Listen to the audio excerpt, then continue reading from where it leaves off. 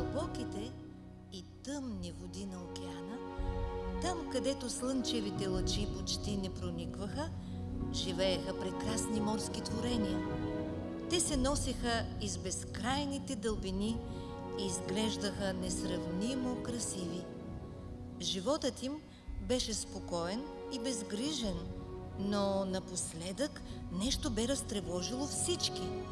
Рибите се събираха в огромни пасажи и оживено разискваха.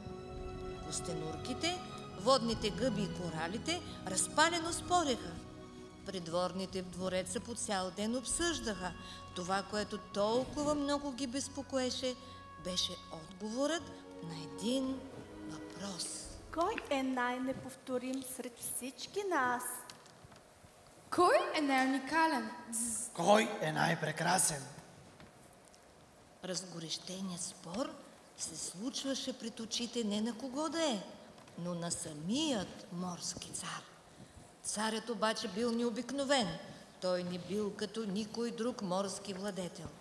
Това, което го отличавало от всички, била неговата изумителна мъдрост. Славата за неговата мъдрост се носила през цялата морска шир. Владетели на други морски царства идвали, за да черпят съвет и находчиви решения от него.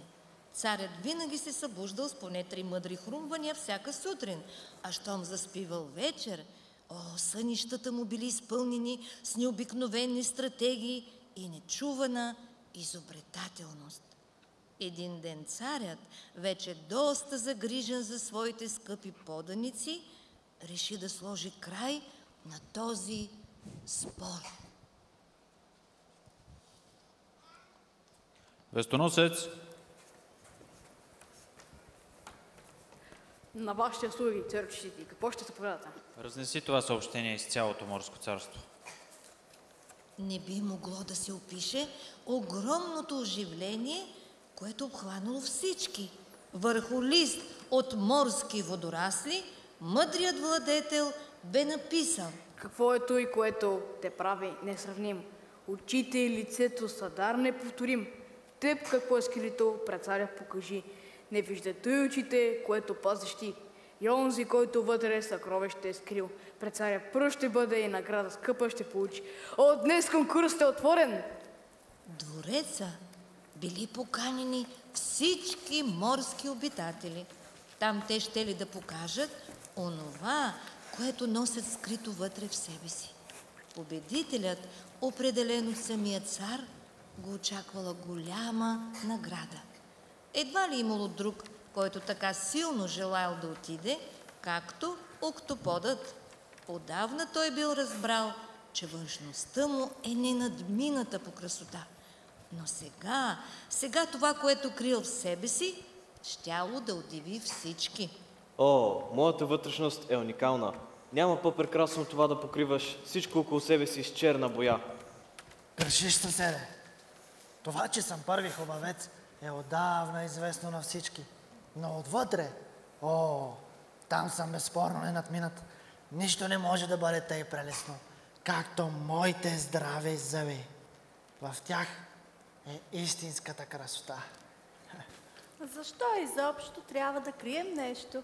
Най-ефективно е да си прозрачен. Но моля, съседки, така никой не би ти обърнал внимание.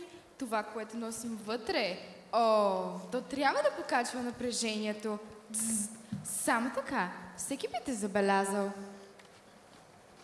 Голяма грешка би било да крия нещо в себе си. Отвътре трябва да си празен, за да се надуваш по-добре.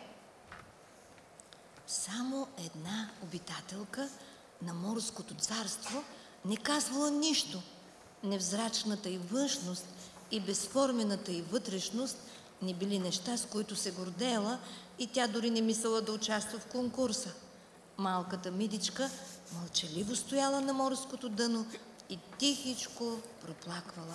В сърчицето й наскоро била заседнала една песачинка, която не могла да извади сама. Какво те мъчи, драга? Нашата компания не ти ли харесва? Простете, съвсем не е това. Нима? Може би тя не ни счита за достойни? Да ни покаже какво крие в себе си? Не, просто аз... Ти трябва да си прекалено самоуверена. Щом дори не искаш да говориш за това. Какво е той, което криеш от всички ни? Покажи ни. Да я заведем пред царя. Хайде, тръгвай с нас. Трябва да се даде заслужен урок. Ваше Величество, тук има една особа, за която никой не е достоен да види това, което крие в себе си. Доведохме я да й дадете заслужен урок. Ще ни покажеш ли онова, което пазиш скрито от очите ни?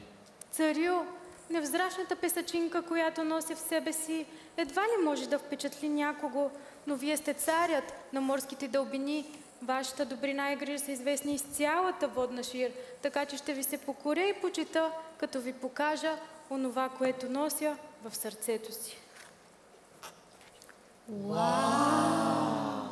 Ето на това му се вика изненада. Та това е голяма бяла перла. Как е възможно това? Сълзите, които скривах толкова дълго време, са покрили песачинката с блестящ седев. Ето го и победителя в нашия конкурс. От днес тази перла ще украсява върха на моята корона.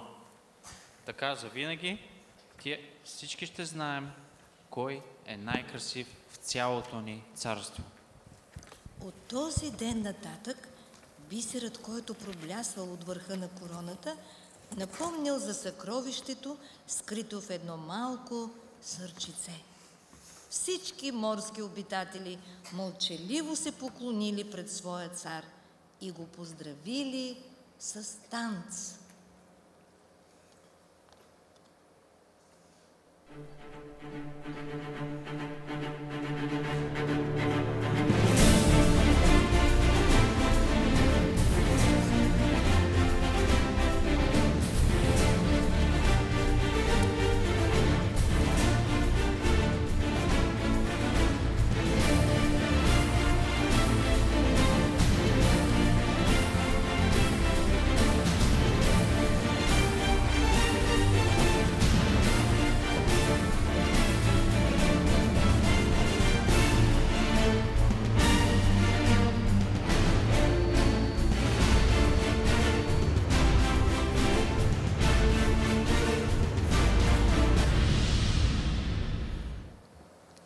Скъпи приятели, вие не сте случайност на тази земя.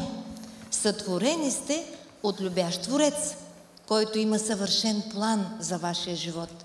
Създадени сте специални. Всеки един от вас е уникална и неповторима личност. Вие сте изключително ценни и важни. Във всеки един от вас е скрито съкровище от качества, дарби и таланти, с които да обогатявате хората около вас и да имате принос в този свят.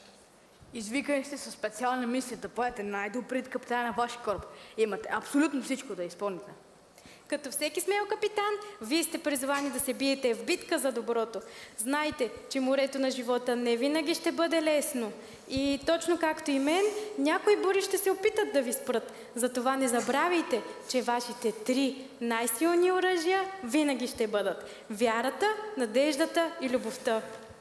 Вярата е вятърът във вашите платна. Никога не спирайте да вярвате в себе си и в своя Създател, който има най-доброто за вас.